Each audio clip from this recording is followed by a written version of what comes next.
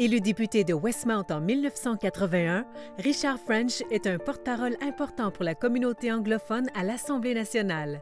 Comme ministre des Communications, il est l'instigateur de grandes réformes dans le monde des journaux et de la télévision. Bienvenue à Mémoires des députés.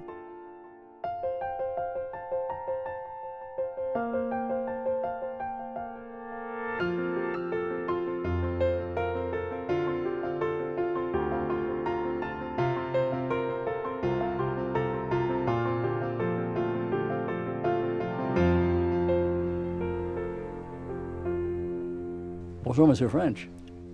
Monsieur Grant. Bienvenue à Mémoires de députés. Bien content d'être là. Vous êtes né à Montréal. Né à Montréal d'une famille normale. Exactement. Vous avez fait vos études primaires et secondaires, si j'ai raison, Boston, Vancouver et Montréal.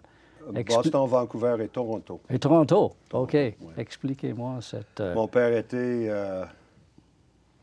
employé d'une compagnie Continental Can.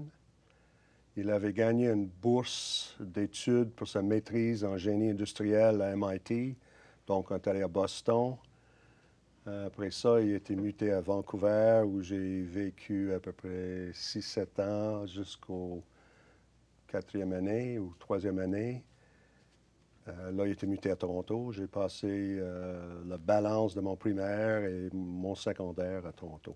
Et pour l'université, c'est de retour à UBC, là? Bien, c'est compliqué. Je suis allé un an à Dartmouth, à Hanover, New Hampshire. OK. Mais mon père est mort et le coût de cette éducation américaine-là a été, à mon avis, trop élevé. Donc, j'ai transféré à l'Université de la Colombie-Britannique. En biochimie, pourquoi ça? Ah, c'est une longue histoire. Je voulais être journaliste, John. Ah. Bon. Mais lorsque j'étais à Dartmouth, la ligne pour l'enregistrement dans les sciences était beaucoup plus courte que la longue ligne pour le journalisme, le droit, les humanités, Donc, je suis allé dans le queue des sciences. Je me suis enregistré et je me suis retrouvé à aimer ça, les sciences. Donc, j'ai continué à faire les sciences. J'ai été accepté dans l'école de médecine de l'Université de Colombie-Britannique. Je ne suis pas allé, évidemment, mais c'était effectivement avec l'idée d'être médecin. Donc, je pense que mon bac est en biochimie et microbiologie. Biochimie et biologie moléculaire. Mais en 68, vous étiez Rhodes Scholar. J'étais le boursier Rhodes de la Colombie-Britannique pour cette année. Oui. Et vous êtes allé, bien sûr, à Oxford. Je suis allé à Oxford. Et un doctorat en histoire, c'est loin du Oui, non, c'est l'histoire des sciences. Et l'histoire des sciences, OK. Et de la médecine. OK. J'ai écrit une thèse sur les méthodes scientifiques qui envahissent un peu la pratico-pratique de la médecine dans la dernière moitié du 19e siècle. Surtout axé sur le mouvement contre l'expérimentation sur les animaux vivants. Et le livre a été subséquemment publié par Princeton University Press. Alors, c'est comme déjà le début de votre intérêt pour la gouvernance, la façon de faire dans un sens. C'est un peu tiré par les cheveux, je pense, mais en tout cas, l'histoire dit que c'est vrai, alors il ne faut pas le nier. Oui, avec tout votre travail, étudier les gouvernements, comment ils fonctionnent, le livre How Ottawa Decides, c'est vraiment dans la gouvernance pure, non? Oui, ça c'était 10 ans plus tard, c'était 7 ans plus tard, ça. Oui. Je suis parti de l'enseignement universitaire pour aller au ministère des Sciences et de la Technologie au Canada, à Ottawa. De là, je me suis abouti dans le bureau du conseil privé. Et c'est mon expérience dans le bureau du conseil privé entre à peu près 73 et 79 qui a été la base de mon livre How Ottawa Decides. OK. Mais en 81, vous étiez professeur d'administration à McGill. Qu'est-ce qui vous a amené à faire le saut en politique? J'avais fait du financement pour le PLQ alors que le premier gouvernement péquiste était en selle. Et j'avais donc fait la connaissance d'un certain nombre de personnes dans l'association de comté. Le député était George Springate. En tout cas, George décide un jour, parce que lui et M. Ryan ne s'entendaient pas, il décide de démissionner. D'ailleurs, M. Ryan était dans un conclave quelconque, il sort, il dit à la presse, voici les critiques du Parti libéral pour tel sujet, puis il avait omis George Springate. Alors la presse lui a demandé, M. Ryan, quel est le rôle de George Springate? Il dit, le critique des institutions sportives anglophones, parce que c'est un ancien joueur de football. Ouais. Mais le message était assez évident, donc George a démissionné. Et les gens de l'association sont venus me demander de me présenter. Et j'ai dit, moi, je me trouve un peu récent dans le comté, puis un peu junior, essayer de trouver quelqu'un avec un peu plus de muscles social que moi. Et ils sont revenus 2 semaines plus tard, ils ont dit, déjà, il y a quelqu'un d'autre qui se présente et on ne le veut pas. Pas parce que c'était une mauvaise personne, mais parce qu'il n'avait jamais rien fait pour le parti alors que le parti était en opposition. Et donc, je me suis présenté et c'était ces braves dames-là qui m'ont fait élire. C'était pas mon nom et moi-même. Et pour ce qui est de la nomination, c'était ces dames-là qui m'ont emporté parce qu'ils avaient la crédibilité et tous les contacts dans l'association de comté. OK. Mais pour vous, quels étaient les enjeux de cette campagne? Bien, on espérait débloquer le Parti québécois. Je veux dire, pour les anglophones, c'était assez fondamental. C'était un parti politique qui nous laissait sentir qu'on n'était pas trop le bienvenu. Et donc, on avait l'impression un peu qu'il fallait participer dans la vie québécoise. Il fallait militer pour le parti de notre choix, qui épousait notre option fédéraliste et un peu plus tolérante. C'était le PLQ, à ce moment-là. C'était le PLQ. Mais comment avez-vous fait campagne cette fois-là? Bien, on fait campagne pour la nomination. À Westmount, on ne fait pas campagne pour l'élection. En tout cas, pas à l'époque. Donc, la campagne pour la nomination, c'est une expérience formative pour un politicien en devenir. On est très naïf. On ne sait pas ce que c'est la politique. On ne sait pas quels sont les événements et les attitudes, les comportements appropriés, etc. J'oublierai jamais que mon opposant, voulant miser sur le fait que lui était homme d'affaires et moi, à ses yeux, j'étais professeur à McGill, professeur d'administration, mais professeur. Alors, quand ces militants appelaient les membres de l'association, ils m'appelaient Professor French. Professor French. Puis là, ils appelaient, par exemple, les membres juifs du Parti libéral ou de Westmount, « He's a professor ». C'était très positif. C'était très, très positif. Alors, tout ça pour dire qu'on ne sait pas trop ce qu'on fait à ce moment-là. Eux étaient amateurs, nous autres un peu aussi. Mais on apprend comment rencontrer des gens, comment se faire critiquer, comment essayer de traiter avec les gens qui veulent une confrontation et toutes ces choses-là qui sont importantes et qui font partie de la vie politique, mais on n'en sait pas. C'est difficile de l'avoir expérimenté sans l'avoir vécu. Difficile de l'apprendre sans l'avoir vécu. Est-ce que les premières porte-à-porte sont difficiles? Bien, sont un peu encombrants, mais je l'avais déjà fait. J'avais déjà fait pour le financement, je l'avais déjà fait dans les partiels où je travaillais pour le Parti libéral. Donc, je savais un petit peu ce que c'est. Puis, le porte-à-porte est extrêmement important, encore une fois, pour les politiciens, d'apprendre comment vivent les autres, quelle est leur attitude, comment ils regardent la politique, comment ils...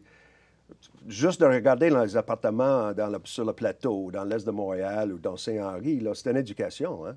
C'est une éducation pour la classe moyenne, la bourgeoisie anglophone et francophone, d'ailleurs. Et ça fait partie, encore une fois, du métier, puis c'est important, à mon avis, de l'expérimenter. Sans surprise, 80% des électeurs ont voté pour vous, là, cette fois-là. Ouais. Mais... Parlez vers la fin de la campagne, la soirée électorale, est-ce que c'était vraiment une affaire sans surprise? C'était un peu triste. Ah oui? Parce qu'on s'attendait à ce que M. Moi, je parle de la nationale, là. Je ne parle pas de moi à Westmount. Okay. Ça, c'était plus pour acquis, là. C'était pas trop surprenant. Mais là, on s'en va collectivement, puis tout le monde pensait, y compris les journalistes, pensaient que M. Ryan allait gagner. Il a perdu. Le Parti québécois est retourné au pouvoir. Là, tu t'en vas à Québec, puis tu joues sur le patinoire de l'autre pendant 4 ans. Alors ça, c'était l'expérience en soi-même. Et tu apprends encore le parlementarisme, le journalisme et les relations de médias avec les parlementaires. tout ça. Mais le soir elle-même était un peu fade, un peu triste, parce qu'on s'attendait à gagner. Le Parti libéral, tout de suite après, c'est venu avec un nouveau programme constitutionnel, le livre beige. Oui. Vous l'avez appuyé. Qu'est-ce qu'il est arrivé à ce document-là? John, vous m'avez dit que vous allez me poser cette question-là, puis je n'ai aucune idée. Je n'ai pas été impliqué dans cet aspect-là. La position constitutionnelle d'un parti politique francophone n'est pas la chose des anglophones. Pas parce que j'étais exclu, mais parce que c'était surtout l'affaire des francophones. Soit dit en passant, cependant, Scowen et Marx étaient très impliqués. Marx était impliqué parce qu'il était avocat constitutionnel. Reed Scowen parce qu'il avait été dans le parti avant, mais moi, je n'étais pas impliqué. Donc, je pense que c'est parti avec M. Ryan, effectivement. OK. M. Ryan a voulu, si vous vous en rappelez, tenir une ligne un peu plus musclée que celle qui apparaissait dans la campagne électorale. Et il y avait des appuis dans le parti pour ça. C'est accroché sur les questions comme est-ce que nous condamnons le repatriement de la Constitution par M. Trudeau sans l'aval des Québécois. Bien, il y avait 6 ou 7 personnes, dont moi, qui ont refusé cette condamnation, qui était quand même la ligne du parti. Et par la suite, donc, Claude Forgette a parlé au caucus, a voulu exclure les gens qui n'avaient pas tenu la ligne du parti. Il m'a expliqué que c'était rien de personnel. J'ai dit, je comprends. Mais le problème, c'est que la moitié du caucus disait, si eux autres s'en vont, nous autres aussi, on s'en va. On s'en va. Alors, il y avait évidemment une division assez profonde. M. Ryan ne réussissait pas à garder sa prédominance, à garder sa présence auprès de l'ensemble des députés. Et c'était le début de la fin de son leadership. D'ailleurs, l'avoir perdu l'élection était déjà pour lui un énorme problème. Il n'était pas un autochtone du parti, n'est-ce pas? Ah, c'est vrai. Oui. Alors, les anciens qui étaient là trouvaient qu'il n'avait pas livré de marchandises. Ils ne pouvaient pas le dire ouvertement, mais certains ne se sentaient pas à l'aise avec lui. Et c'était un homme avec une énorme valeur, de toutes sortes de façons, mais ce n'était pas un homme qui avait l'entre-gens d'un Bill Clinton, d'un Brian Mulroney ou même d'un Robert Bourassa. Il n'y avait pas l'instinct d'aller vers l'autre, la personne qui avait de la difficulté, parler avec lui, prendre une bière, essayer de régler les problèmes du monde. C'était pas lui, ça. Lui s'en allait puis écrivait dans son calepin ses prochaines 12 notes. Vous, pendant le temps en opposition, vous avez plusieurs mandats du parti, surtout dans le domaine économique. Comment voyez-vous le Québec économique au début des années 80? Bien, c'était le début de Québec Inc. C'était un moment où le Japon avait l'air d'avoir toutes les réponses à toutes les questions économiques du monde et qu'on avait tous l'impression, comme aujourd'hui vis-à-vis de la Chine, à l'époque, on pensait tout que le Japon allait dominer le monde. En 89, il y a eu un rude arrêt à ces espoirs et ces attentes-là. Mais à l'époque, on pensait que le manufacturing, la fabrication de manière japonaise était la chose à faire et qu'il allait, il était tellement concurrentiel que ça allait avaler beaucoup de nos industries. C'était inquiétant. Donc, il y avait toutes ces prises de conscience, non seulement québécoises, mais canadiennes. Moi, le Québec, j'ai toujours pensé que, comme M. Parizeau disait, il y a un prix à être québécois. Et puis, on n'aurait jamais, à mon avis, on ne serait jamais les meneurs économiques. Mais c'est parce que la population a pris d'autres valeurs en ligne de compte et sont assez heureuses et satisfaites avec de la façon que le Québec se comporte. Mais quand on sort même le charte des valeurs, par exemple, ça c'est un doigt dans l'œil de l'économie québécoise. Paraît-il que beaucoup de Québécois trouvent que c'est important et qu'il faut le faire. Fine, mais il y a un prix, il y a un coût économique à ce genre de geste-là. L'investisseur dit « Oh non, qu'est-ce que je fais là? Je ne veux pas être là. » Mais même dans le temps des libéraux, il y avait un certain nationalisme économique, non? Oui, il y a un nationalisme économique, mais c'était un nationalisme positif, promotionnel. Ce n'était pas des limites, ce n'était pas des contraintes, c'était le plan Nord, c'était avant ça le Bay James. C'était ce genre de projet-là. Maintenant, il y a un débat si ces projets-là sont vraiment net d'un bénéfice économique, mais au moins il y avait quelque chose. Il y avait cette propulsion-là, ce désir-là d'accomplir des choses. Vous faisiez partie aussi d'un comité avec Denis Vaugeois sur, en fait, sur le rôle des députés vis-à-vis l'exécutif. Pensez-vous que vous avez contribué à améliorer le rôle des députés, à diminuer le rôle de l'exécutif dans ça? Non, pas vraiment. Je pense que c'était peut-être l'objectif, mais il faut les députés qui sont assez intéressés à utiliser les pouvoirs qui leur sont donnés dans la loi en question. Et là, en effet, ce qu'on a étudié, c'était l'usage de l'exécutif des pouvoirs délégués par le Parlement vers l'exécutif pour faire des règlements. Il y a des milliers et milliers de règlements. Si les députés s'y intéressent, ils peuvent accomplir des choses, mais le commun des mortels parmi les députés n'est pas très intéressé. C'est pas enrichissant pour lui politiquement. Personne, c'est technique, c'est long, c'est compliqué. Je ne suis pas expert, mais je serais très étonné si cette loi-là a changé fondamentalement la relation entre l'exécutif et le Parlement. Autrement dit, les parlementaires veulent parlementer, mais la réglementation est... La réglementation est trop technique pour le parlementaire ordinaire. Ouais. Il y en a peut-être des exceptions, des excentriques comme moi et Denis, mais tu ne fais pas une loi pour les excentriques. Vous avez aussi travaillé fort pour le début de la Commission des droits à l'information, du droit à l'information. Hein? Oui, j'étais le critique de Jean-François Bertrand quand il a présenté le projet de loi. Et j'avais, par hasard, déjà travaillé sur la question fédérale parce que j'avais été responsable du papier vert, du document vert sur le libre accès à l'information au fédéral. Donc, je connaissais pas mal ça. Je connaissais plus ça que Jean-François et à peu près autant que tous ses officiers. Donc, Jean-François était un assez grand homme d'accepter que je participe de plein gré avec lui. Et comme c'était une commission parlementaire qui fonctionnait de la manière que les rationalistes et les académiciens, les personnes qui ont une certaine vue de ce que la politique devrait être, imagineraient. C'est-à-dire c'était d'égal à égal, puis on a fait ça pour le mieux de la population, au meilleur qu'on pouvait sans la partisanerie. Ça arrive à peu près jamais, mais ça arrivait dans ce cas-là. C'était une combinaison de mes connaissances et de la grandeur d'esprit de Jean-François Bertrand, puis de ses officiers qui ont accepté honnêtement ma participation. Donc, j'étais si vous voulez, le co-auteur de la loi. Est-ce que la loi a bien vécu avec le temps?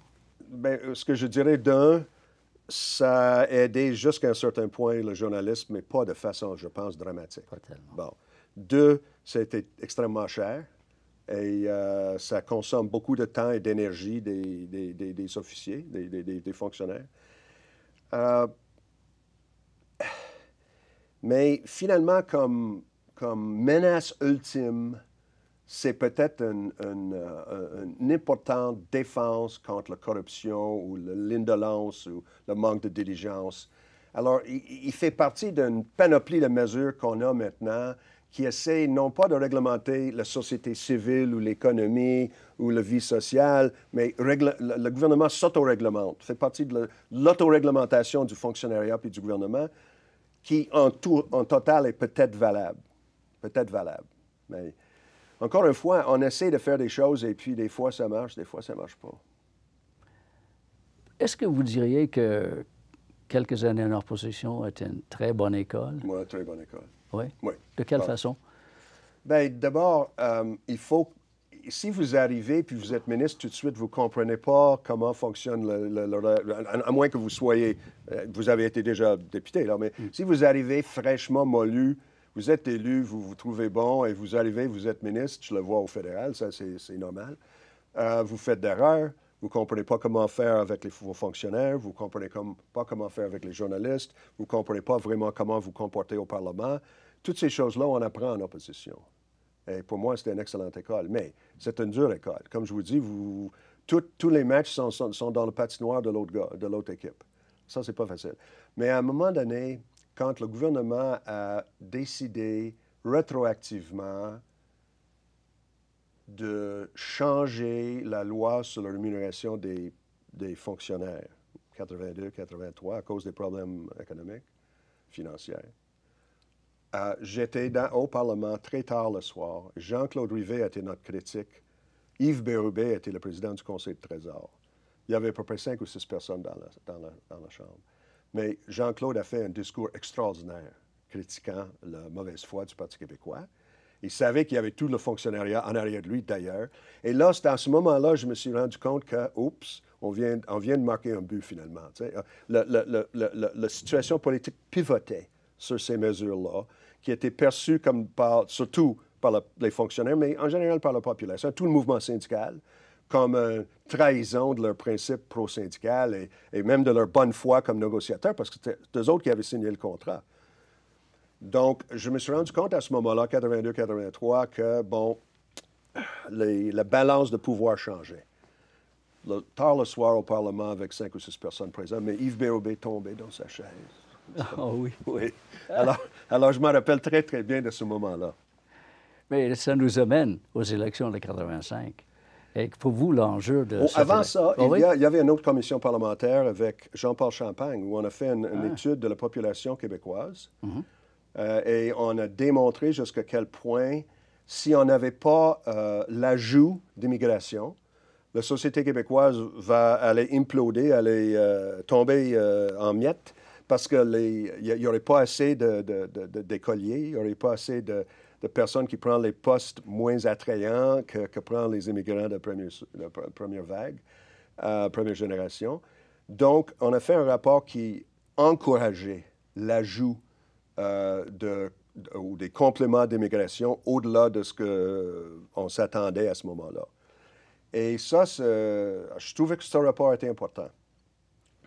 Est-ce que ça a eu une influence concrète? Je ne pense pas. Mais c'était c'est contribuer au débat où on pouvait dire aux Québécois, les immigrants ne volent pas de jobs, ils créent des jobs. Les immigrants sont un atout et si on est capable de les attirer vers le français, que nous faisons avec beaucoup de succès, d'après moi, ils vont contribuer à l'essor de la société québécoise. Et quand on voit un cours d'école aujourd'hui à Montréal, vous allez voir, il y a beaucoup de personnes dont les parents ne sont pas venus au Québec en 18e siècle, mais ce sont des personnes qui contribuent au succès de la société québécoise.